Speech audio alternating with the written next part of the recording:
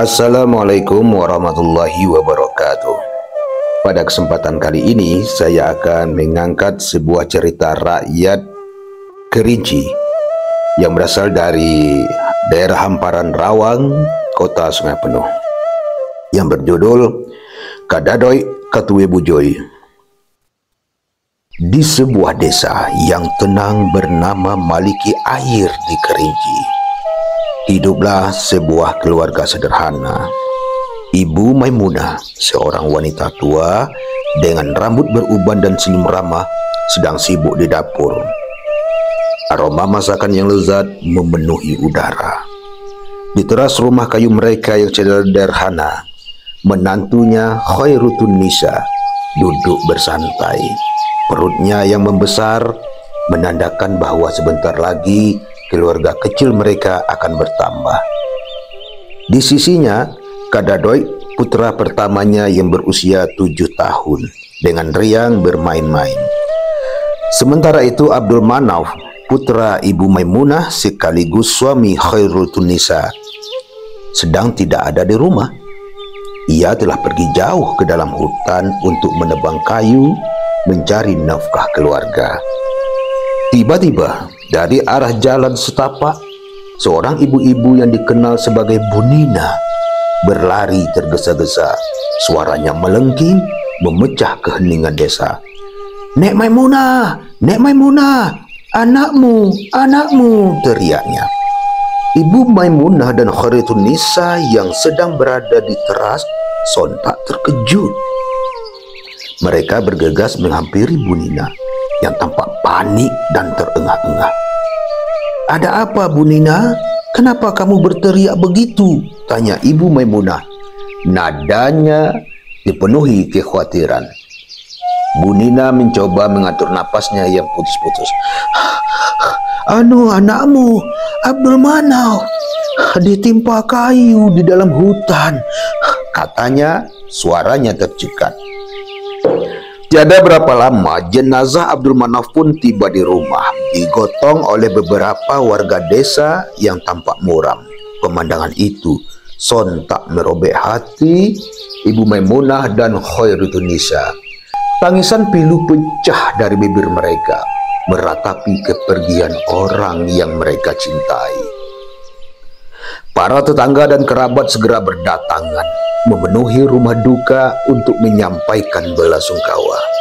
Suasana haru menyelimuti desa Maliki Air. Karena hari masih siang, keputusan pun diambil untuk segera memakamkan jenazah Abdul Manaf. Beberapa bulan berlalu dalam duka, namun kehidupan harus terus berjalan.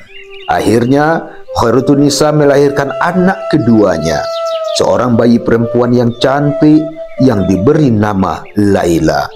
Kedatangan Laila sempat membawa secercah kebahagiaan di tengah kesedihan yang mendalam. Namun, kebahagiaan itu ternyata sangat singkat. Ketika Laila baru menginjak usia 5 bulan, Khairutun Nisa jatuh sakit. Kondisinya memburuk dengan cepat, sehingga akhirnya ia menghembuskan nafas terakhirnya. Lengkaplah sudah takdir pilu bagi Kadadoi dan Laila. Mereka kini menjadi anak yatim piatu. Setiap hari di rumah sederhana itu, Kadadoi yang baru berusia sekitar 8 tahun mengambil peran sebagai pengasuh adiknya. Ia duduk di sisi ayunan rotan tempat Laila kecil terlelap. Sambil menatap wajah damai adiknya, Kadadoi bergumam dengan suara kecil yang penuh kesedihan. "Oh Laila, malang benar nasib kita berdua. Berayah tidak, beribu pun tidak." Ia kemudian mulai mengayun perlahan. Ayunan rotan itu menyanyikan sebuah tembang lama yang didengarnya. Sebuah lagu pengantar tidur yang terdengar merdu namun menusuk hati. "Oh Laila, malau niau nasi kita, Laila, bu bapoi ido bu indeu ide."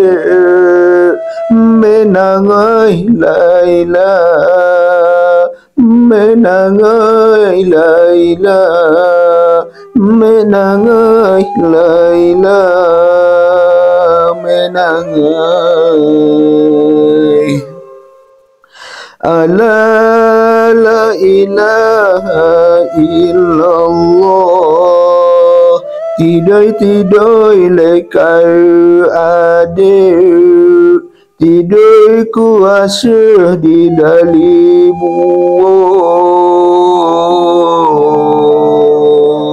buah tanggil buah bulogo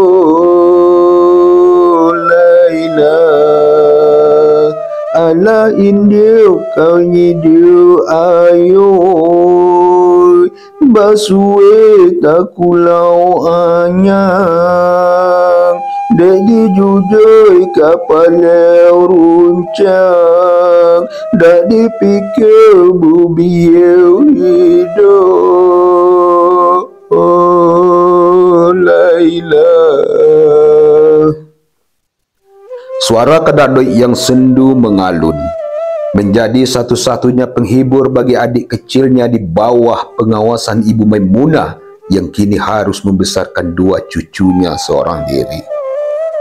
Waktu terus bergulir, hari berganti minggu, minggu berganti bulan, dan bulan berganti tahun.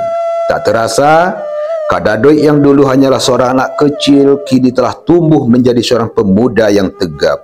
Sementara itu, Laila si bayi malang telah menjadi gadis kecil yang cantik. Suatu pagi, di bawah naungan rumah kayu mereka, Kadadoi berdiri di hadapan adiknya dengan tatapan yang serius. "Oh Laila," katanya. Suaranya mengandung tekad bulat. "Abang mau merantau. Tolong jaga dirimu baik-baik ya. Insya Allah tidak berapa lama lagi abang akan kembali." Mendengar kata-kata itu, mata Laila langsung berkaca-kaca. Air matanya mulai berlinang. "Oh Kadadoi," jawabnya dengan suara bergetar. "Janganlah pergi. Aku sendirian. Aku masih kecil." Kadadoi meraih tangan adiknya mencoba menenangkan. "Tidak Laila, aku harus pergi demi nasib kita berdua. Kita tidak bisa begini terus," ujarnya lembut. Ia lalu mengeluarkan sekuntum bunga kecil dan memberikannya pada Laila. "Tanamlah bunga ini, jaga elok-elok. Kalau bunga ini layu, berarti ada apa-apa yang terjadi dengan kita. Cepatlah kau tanam, jangan lihat kepergianku." Tanpa menoleh lagi, Kadadoi berbalik dan mulai melangkah, meninggalkan Laila yang terdiam membatu dengan sekuntum bunga di tangannya. Air mata Laila tumpah tak terbendung. "Sudah berangkat abangku, tiada lagi tempatku mengadu," batin Laila penuh kepedihan. Ia pun segera menanam bunga pemberian abangnya seperti yang Kadadoi pinta. Pada suatu pagi, Nenek Maimunah bersiap untuk berangkat ke hutan mencari kayu bakar. Sebelum melangkah keluar, ia berpesan dengan nada serius kepada Laila. "Laila," ujar Nenek Maimunah menatap cucu perempuannya, "jangan bermain di dekat rak kayu bakar kita, nanti beras tertumpah ya." Setelah Nenek Maimunah pergi, Laila yang berjiwa riang tidak mengindahkan peringatan neneknya. Ia mulai berlarian ke sana kemari di dalam rumah, bernyanyi ria dengan lagu-lagu gembira. "Oi urang ladang minjam kapak gedang, dok apo kapak gedang, dok nuku ula gedang."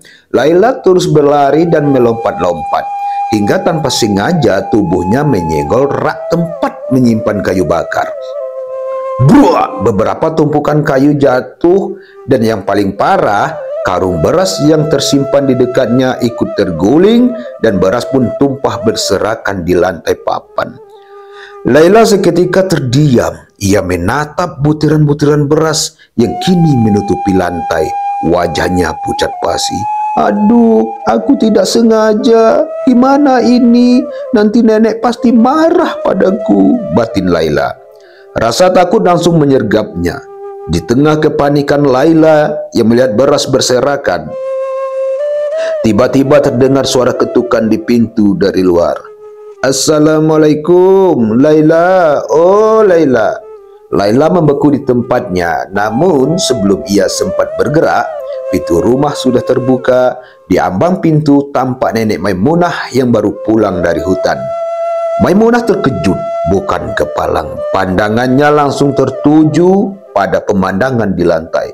Tumpukan kayu yang berserakan dan yang paling parah, gundukan beras yang tumpah ruah. Wajahnya langsung memerah, padam oleh amarah. "Apa yang kamu kerjakan, Laila? Hah, dasar anak yatim piatu ini. Kamu menumpahkan beras makanan kita. Cepat pergi dari rumah ini!" teriak Nenek Maimunah. Suaranya melengking tinggi, penuh kemarahan dan kekecewaan. Laila tersentak, hatinya hancur berkeping-keping mendengar hardikan pedas dari satu-satunya keluarga yang tersisa. Air mata langsung membasuh pipi. Dengan hati yang berat dan langkah yang terasa begitu berat, Nenek Maimunah menggandeng tangan kecil Laila. Tanpa berkata apa-apa, ia membawa cucunya masuk lebih dalam ke dalam hutan yang rimbun dan sunyi, di sebuah tempat yang cukup tersembunyi. Nenek Maimunah melepaskan genggamannya dan tanpa menoleh lagi ia berbalik meninggalkan Laila sendirian di tengah belantara. Laila hanya bisa terdiam, tubuhnya gemetar ketakutan. Air mata membasahi pipinya saat melihat punggung neneknya menjauh dan akhirnya menghilang di telan lebatnya pepohonan. Saat Nenek Maimunah kembali ke rumah, langkahnya gontai dan hatinya dipenuhi duka yang dalam. Dalam perjalanan pulang, ia tak sengaja menemukan seekor kucing kecil tergeletak tak bernyawa di pinggir jalan setapak. Entah mengapa, hati Nenek Maimunah tergerak. Ia memungut bangkai kucing itu, membawanya pulang dan dengan tangannya sendiri ia menggali kuburan kecil di belakang rumahnya. Dikuburkannya kucing itu dengan hati-hati, seolah-olah menguburkan sebagian dari beban hatinya. Hari berganti, musim bertukar, tahun-tahun berlalu, dan akhirnya Kadadoy pulang dari perantauan. Ia tampak lebih dewasa dengan sebuah tas besar di punggungnya, penuh harapan dan kerinduan. Setibanya di depan pintu, di rumah kayu mereka, Kadadoy segera mengetuk pintu. "Assalamualaikum, Laila. Oh, adikku Laila. Cepat buka pintunya," serunya. Suaranya dipenuhi campuran antara gembira dan cemas, namun tidak ada jawaban dari dalam. Ia mengulang panggilannya sekali lagi. "Assalamualaikum, Laila, adikku, kemana engkau?" Akhirnya pintu terbuka perlahan. Yang muncul bukanlah Laila, melainkan Nenek Maimunah. Wajah tua itu tampak berseri-seri melihat cucunya pulang. "Oh, Kadadoy, akhirnya engkau pulang. Mari masuk cucuku," ujar Nenek Maimunah. Air mata bahagia menetes di pipinya. Kadadoy pun melangkah masuk. Setelah duduk, tanpa membuang waktu, Kadadoy segera menanyakan sosok yang paling dirindukannya. "Mana Laila, Nek? Aku sangat merindukannya." Senyum di wajah Nenek Maimunah memudar, digantikan oleh raut kesedihan mendalam. Ia menunduk. "Maaf Kadadoy, Laila sudah meninggal dunia 5 tahun yang lalu." Suaranya tercekat. Itu kuburannya di belakang rumah kita," lanjutnya sambil menunjuk ke arah belakang rumah. "Astagfirullahalazim, aku tidak percaya, Nenek," seru Kadadoy. Rasa terkejut dan sedih yang luar biasa membuatnya bangkit. Tanpa menunggu, ia berlari kencang ke belakang rumah. Di sana ia menemukan sebuah gundukan tanah kecil dengan sebuah nisan sederhana. Hancur luluh hati Kadadoy. Ia menjatuhkan diri di sisi makam itu, tak kuasa menahan tangis. Hati Kadadoy hancur setelah melihat makam sederhana itu. Namun saat ia melangkah kembali menuju pintu rumah, pandangannya tertuju pada suatu sudut halaman. Di sana ia melihat bunga yang dulu ia berikan kepada Laila. Bunga itu tidak layu, justru tumbuh dengan subur dan mekar dengan indah. Pikirannya langsung dipenuhi keraguan. Jika Laila meninggal, mengapa bunganya hidup subur? Malam harinya, di dalam tidurnya, Kadadoi mendapatkan jawaban yang mengharukan. Ia bermimpi berada di dalam sebuah hutan. Di sana ia melihat Laila, adiknya masih hidup. Keesokan harinya, tanpa sepengetahuan Nenek Maimunah, Kadadoi memutuskan untuk bertekad mencari kebenaran. Ia berbekal keyakinan dari mimpi dan bunga yang tumbuh subur. Ia berangkat. Ia masuk hutan, keluar hutan, mencari ke segala penjuru.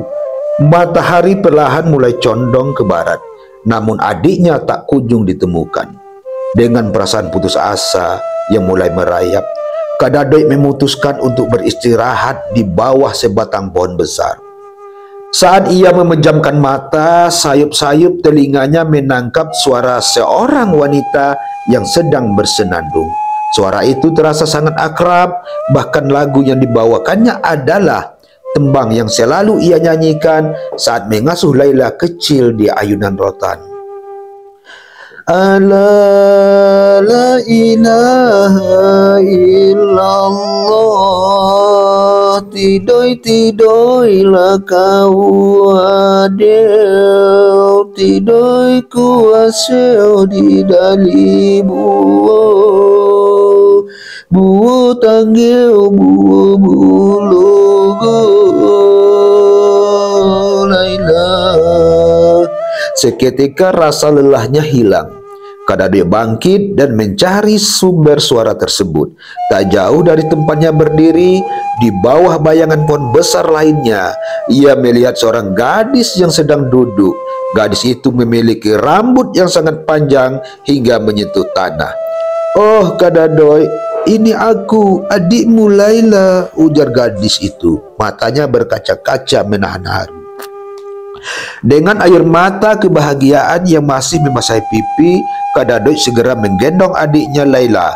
Mereka berjalan menuju sebuah dusun kecil bernama Sungai Deras yang letaknya tak jauh dari tempat mereka bertemu. Di sanalah mereka memulai hidup baru. Kadadoi menumpahkan seluruh kasih sayangnya kepada Laila, merawat dan melindunginya dengan sepenuh hati. Bertahun-tahun merantau telah membentuk Kadadoi menjadi seorang pemuda yang tidak hanya tangguh tetapi juga sangat baik hati. Ia dikenal gemar membantu orang-orang yang miskin dan mereka yang membutuhkan pertolongan.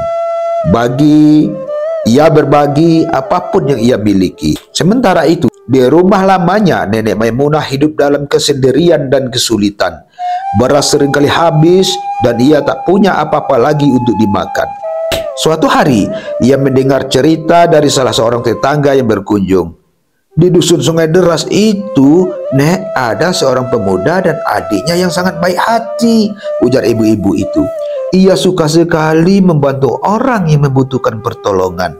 Mendengar cerita itu, mata Nenek Maimunah berbinar penuh harap. "Apakah ia mau memberiku beras ya?" tanyanya, suaranya dipenuhi kerinduan akan nasi. "Pasti mau, Nek. Ia sangat dermawan," jawab ibu itu meyakinkan. "Baiklah, kalau begitu, aku sudah lama tidak makan nasi.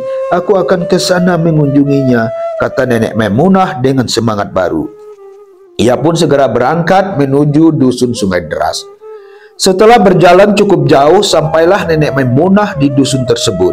Ia berhasil menemukan rumah pemuda yang diceritakan. Ketika ia bertemu dengan pemuda baik hati itu dan adiknya, Nenek Maimunah tidak mengenali mereka sama sekali.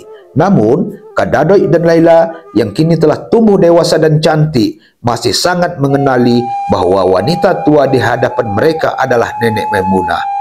"Wahai tuan dan nona muda," ujar Nenek Maimunah. Suaranya sedikit gemetar menahan lapar. "Maukah kalian memberiku beras? Aku sudah lama tidak makan nasi." Pemuda itu atau Kadadoi dan adiknya Laila saling bertukar pandang. Dengan senyum tipis, "Mau sekali, Nek," jawab Kadadoi dengan lembut. "Tapi dengan syarat nenek tinggal bersama kami. Bagaimana?" Nenek Maimunah sangat bersyukur atas kebaikan hati dua pemuda di hadapannya. Matanya berkaca-kaca karena terharu dan juga karena rasa lapar yang sudah lama mendera. Tentu saja aku mau, Tuan dan Nona muda. Terima kasih banyak, jawabnya, senang sekali menerima tawaran untuk tinggal bersama mereka. Setelah memakan nasi yang lezat, sesuatu yang sudah lama tidak ia nikmati, perasaan nyaman dan tenang menyelimuti Nenek Maimunah. Ia mulai bercerita kepada tuan rumahnya. Sebenarnya aku memiliki 2 orang cucu yang bernama Kadadoy dan Laila, ujarnya dengan wajah sendu. Namun aku tak tahu mereka di mana sekarang. Mendengar pengakuan itu, Kadadoy dan Laila tersenyum. Kadadoy menatap lurus ke mata neneknya. Sebenarnya aku adalah Kadadoy, Nek, jawab Kadadoy dengan suara yang lembut namun tegas. Dan ini adikku Laila. Seketika Nenek Maimunah terkejut luar biasa. Wajahnya pucat pasi, matanya membelalak, tak percaya. Semua kenangan pahit dan rasa bersalah menyerbu pikirannya. Ia gelagapan mencoba mengucapkan kata-kata. Oh, jadi kamu Kadadoy dan ini Laila. Suara tercekat, air mata penyesalan mengalir deras. Maafkan nenek cu. Rasa bersalah yang teramat sangat atas perlakuan kejamnya di masa lalu tak sanggup lagi ia tanggung. Tubuhnya limbung. Nenek Maimunah pun jatuh tersungkur dan meninggal dunia saat itu juga. Kisah Kadadoy dan Laila berakhir dengan takdir pilu bagi Nenek Maimunah. Setelah kepergian Nenek Maimunah yang mendadak, Kadadoy dan Laila menguburkan beliau dengan layak. Mereka melanjutkan hidup mereka di dusun Sungai Deras, menjadi teladan kebaikan dan kemurahan hati bagi masyarakat sekitar. Kisah mereka menjadi pengingat yang kuat bagi seluruh desa. Pesan moral, kisah Kadadoy dan Laila mengajarkan bahwa teruslah berbuat baik meski kebaikanmu diabaikan atau tak dihargai oleh orang lain. Kebaikan sejati yang tulus seperti yang ditunjukkan oleh Kadadoy dan Laila pada akhirnya akan membawa mereka pada kebahagiaan dan kemuliaan. Bahkan kebaikan yang mereka lakukan pada Nenek Maimunah yang pernah menyakiti mereka adalah puncak dari kasih sayang tanpa syarat. Warisan budaya. Seiring berjalannya waktu, kisah ini meninggalkan jejak budaya yang mendalam di tanah Kerinci. Yang pertama, tembang pengasuh anak, lagu pengasuh anak yang dibawakan Kadadoy untuk Laila. La ilaha illallah, tidoy-tidoylah kau adik. Hingga kini masih dilestarikan dan menjadi lagu tradisi pengasuh anak yang dinyanyikan oleh para ibu di masyarakat Kerinci, Provinsi Jambi. Yang kedua, rambut Laila. Rambut Laila yang sangat panjang hingga menyentuh tanah, sebuah ciri khas yang menjadi bagian dari kisahnya. Dipercaya menjadi harta pusaka yang kini tersimpan di rumah adat Kotobingin, Kecamatan Hamparan Rawang, Kota Sungai Penuh Kerinci. Dengan demikian, cerita pilu yang berakhir dengan penembusan ini kekal menjadi legenda dan warisan berharga bagi masyarakat Kerinci.